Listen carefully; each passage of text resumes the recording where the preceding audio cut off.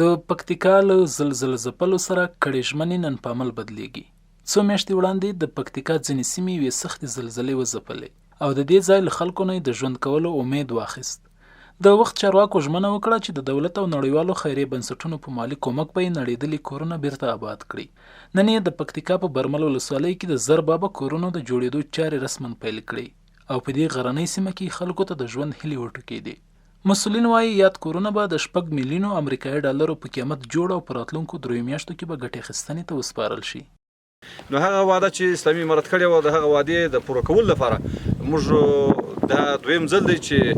په دغه ولسوالیو کې د افتتاح کارونه مو شروع کړي چې د کورو بیا رغونې لپاره افتتاح کوو. نو نن مو هم د زر کورو څخه زیاته کورونه افتتاح وکړه چې هغه به انشاءالله په دغه 2 تر 2 میاشتو پورې دا کورونه رغیږي او جوړیږي به. په ورته وخت له پیښو سره د مبارزې وزارت موین پکتیکا ته د سفر پر مهال خبريالانو ته د دې کورونو د جوړېدو د مالی لګښت په اړه وویل چې نړیوال خیریه بنسټونه او دولت په شریکه د ویجاړو کورونو رغښتي چارې ترسره کړي. زموږ کوشش دا دی چې کوم همکاره موسسې چې دي هغه یا خیریه بنسټونه چې دي د هغو د خوا څخه پیسې ترلاسه کړو، کورونه ور جوړ کړو او پاته ساحه او ځای یا منطقه هغه به اسلامي امارت په خپل چوکاټ کې بیا په لاس اخلي. د سیمې خلکو له چارواکو نه د مننې ترڅنګ د خپلو ورانو کورونو په بیا ودانولو خوښي وښوده او زیاته یې کړه چې له طبیعي ناورین وروسته له موږ سره د لومړنیو او اساسي مرستو شوې ژمنې ټولې پوره شوې دي. چې په برمل کې د زر کورې افتتاح وشوه موږ د اسلامي امارت نه زیات خوشحال یو ولې چې موږ سره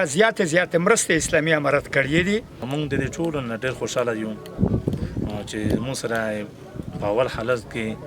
چې کوم استرغي حالت او عاجل مرستې وی هغه ورسولې او د دې نه وروسته بیا اوس ان شاء الله ولجز اوس چې زموږ د سرپناه د جوړولو کارونه شروع کیږي. د دې کورونو رغښتي چارې داسې مهال پیلېږي چې د تیرې چنګاښ میاشت په لومړۍ نیټه د شپې په 1 بجې زورورې زلزلې د پکتیکا په برمل، ګیان او زیړک ولسوالیو کې تر 1000 زیات کسان ووژل او د 3000 په شاوخوا کې کورونه د ژوند له ښې وایستل.